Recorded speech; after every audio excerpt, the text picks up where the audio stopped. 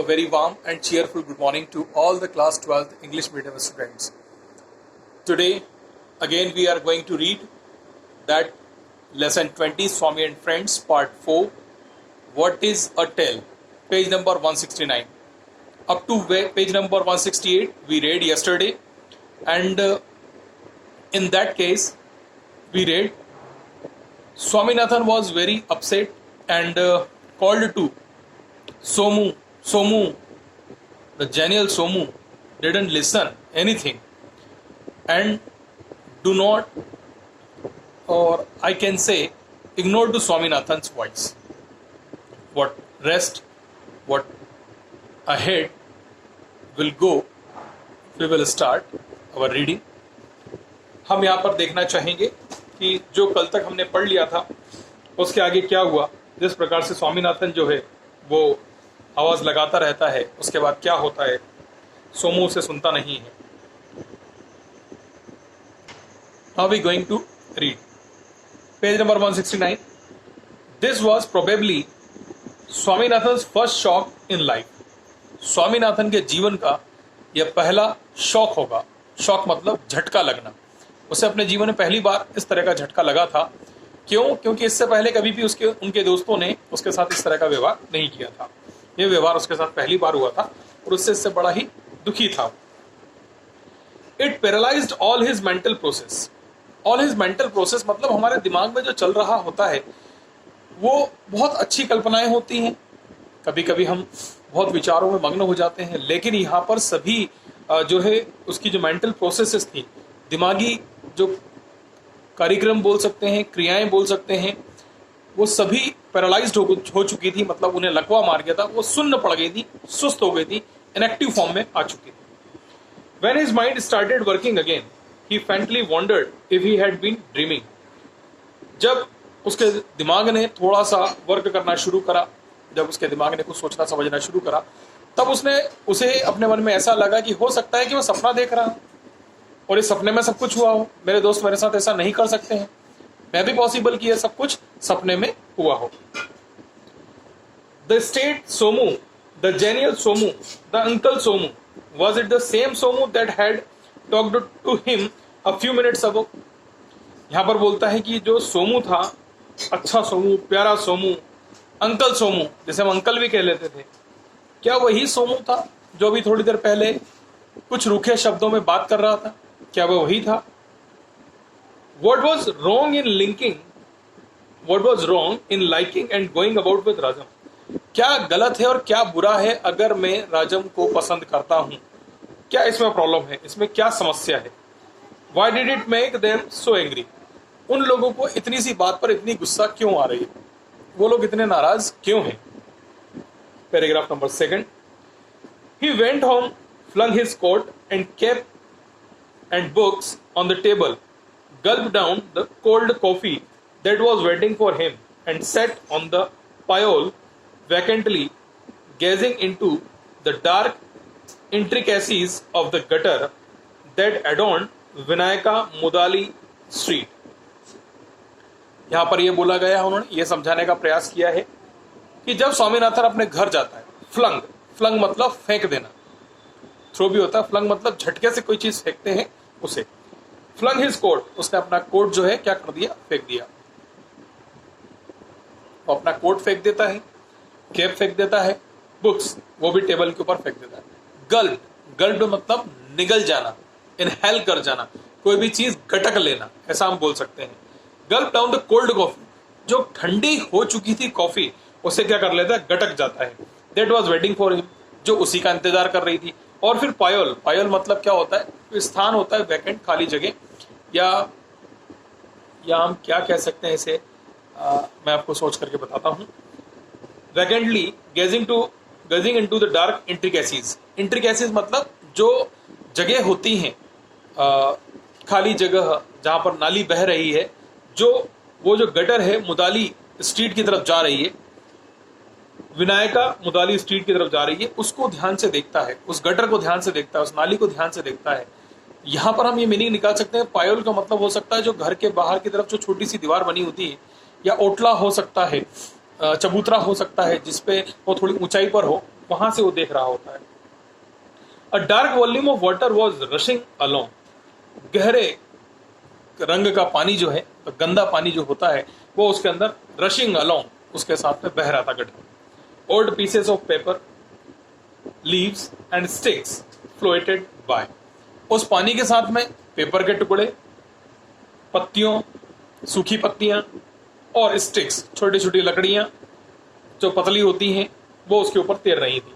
A small piece of tin was gently skimming along, छोटा सा tin का डिब्बा, टीन मतलब पतरा, पतरे का बना हुआ डिब्बा, जैसे कि हम कुछ कोल्ड ड्रिंक वगैरह लेकर के आते हैं, वो जैसे टीन के डिब्बे आते हैं वैसा, वो भी उसके साथ स्कीमिंग अलोंग, स्कीमिंग मतलब उसके ऊपर आराम से बिल्कुल बह रहा था, रुक रुक कर।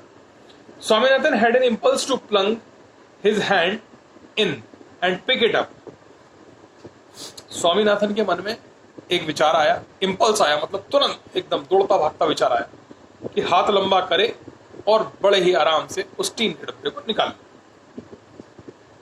But he let it go, लेकिन उसने सोचा जाने दो, मन नहीं है, कौन नाली में हाथ डाले, गटर में हाथ डाले और अब निकाले। मन तो हुआ था ऐसा करने का, लेकिन फिर सोचा चलो छोड़ो जाने।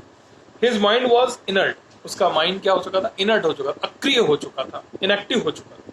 ही watched the shining bit float away, उसने देखा कि कुछ चमकीली चीज जो है वो तैरती हुई चली आ रही है, फ्लोटेड होती हुई चली आ रही है। Small it was now at the end of the compound wall, अब क्या था कि आगे जाकर के कंपाउंड वॉल का अंत आ चुका था। Now it had passed under the tree, अब जो गटर है वो एक पेड़ के नीचे से गुजर रही थी। Swaminathan was slightly irritated when a brick obstructed the progress of the tin, Swaminathan बहुत ही हल्का सा इरिटेट होता है, चिड़चिड़ाता है कि नाली के अंदर उस ईंट के टुकड़े ने, उस ईंट ने उस टीन के डब्बे का रास्ता क्यों रोका, नहीं रोकना चाहिए था, टीन का डब्बा सीधा जा रहा था, जाने देना चाहिए था, तो उसे थोड़ा सा चिड़चिड़ाहट होती है।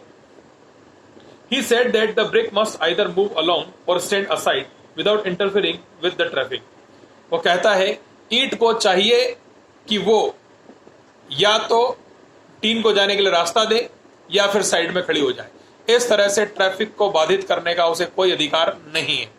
अब यहाँ पर स्वामीनाथन एक ट्रैफिक हवलदार का काम कर रहे हैं और वहां पर टीन के डब्बे को गटर में से जाने के लिए रास्ता बनाने की व्यवस्था कर रहे हैं और ईंट को कोस रहे हैं, ईंट को ऐसा नहीं करना चाहिए, उसे साइड में खड़े हो जाना चाहिए या फिर वहां से हट जाना चाहिए। The piece of tin released itself and dashed along furiously, disappearing around a bend at the end of the street. गली के नुक्कड़ पर, जहां पर गली खत्म होती है और मोड़ आ जाता है, वहां पर उसके पहले टीन जो है, टीन का जो डब्बा है, वो ईंट को क्रॉस करके निकल जाता है आगे और फ्यूरियसली एकदम अचानक से ही क्या हो जाता है, मोड़ पर जाकर के गायब हो जाता है, डिसअपियर हो जाता है, दिखना बंद हो जाता है। स्वामीनाथन रैन इन, स्वामीनाथन उसके पीछे भागता है। Got a sheet of paper, एक पेपर शीट लेता है, एंड मेड अ बोट, और एक नाव बनाता है। He saw a small ant moving about aimlessly, और देखते छोटी सी चींटी एमलेसली, बिना किसी उद्देश्य के, बिना किसी लक्ष्य के चली जा रही। क्या मतलब ऐसे जीवन का, लक्ष्य होना चाहिए, उद्देश्य होना चाहिए, हम क्या करना चाहते हैं, हमारा एम क्या है, हम क्या हासिल करना चाहते हैं, ये सब होना चाहिए। बट उस चींटी के पास में कोई उद्देश्य था ही नहीं, कोई एम था ही नहीं, और उसकी नजर, स्वामीनाथन की नजर पड़ गई उस चींटी पर जो बिना एम के चली जा रही थी। स्वामीनाथन है। ही केयरफुली कॉट इट, उसने बहुत ही सावधानी से चींटी को पकड़ लिया। Placed it in the boat, और उसे नाव के अंदर बिठा दिया, रख दिया। And lowered the boat into the stream, और उसने अपनी नाव को उस बहती हुई धारा में उतार दिया चींटी के साथ। आगे क्या होता है? He watched in raptures its quick motion. He held his breath when the boat with its cargo neared a danger zone formed by struck up bits of straw and other odds and ends. वो देखता है कि यहाँ तो रफ्तार तुरंत पकड़ ली है, नाव बड़ी ही तेजी से दौड़े जा रही है और उसके साथ में चींटी जो है वो भी उसके साथ सरपट दौड़ रही है। और आगे जाकर के वो देखता है कि बहुत सारे पत्ते, पेपर और उल्टी सीधी चीजों ने क्या कर लिया है, वहां पर नाव का रास्ता रोकने की कोशिश की जा रही है। मतलब नाव जो है बाधित हो रही है, वो अच्छे से अपना आवागमन नहीं कर पा रही है। डेंजर जोन में आ चुकी है नाव। डेंजर जोन मतलब खतरे में पड़ चुकी है। अब कभी भी नाव या तो डूब सकती है और चींटी की मृत्यु हो सकती है। The boat made a beautiful swerve to the right and avoided destruction. लेकिन नाव ने एक बहुत ही शानदार सीधे हाथ की तरफ, दाईं तरफ मोड़ लिया और बहुत ही अच्छे से वो सारा जो वहां पर ऑब्स्टेकल्स था उसको क्रॉस करके आगे की तरफ बढ़ी। It went on and on, और वो चली जा रही थी। It neared a fatal spot where the waters were swirling round and round in eddies. ठीक है, लेकिन आगे जाकर के क्या हुआ, जो भंवर पड़ते हैं पानी के अंदर, वैसा नाली के अंदर जाकर के पानी के टकराने की वजह से वहां पर गोल गोल गोल गोल भंवर पड़ रहे थे। Swaminathan was certain that this boat was nearing its last moment. Swaminathan बिल्कुल कंफर्म हो चुका था कि नाव का अंत समय आ चुका है। अब नाव को इस भंवर के अंदर फंसने से कोई नहीं बचा पाएगा। प्रभु राम भी अगर आते हैं इस नाव की रक्षा नहीं कर पाएंगे। He had no doubt that it was going to be drawn right to the bottom of the circling eddies. ठीक है, इसमें कोई संदेह नहीं है। It was going to be drawn. कोई संदेह नहीं कि अब ये डूब ही जाएगी, इसका कंफर्मेशन हो चुका है, डूबना ही इसका अंत है। ये सर्कलिंग जो बन रही है, जो भंवर पड़ रहे हैं, इसको डुबा के रहेंगे। The boat whirled madly round, shaking and swaying and querying.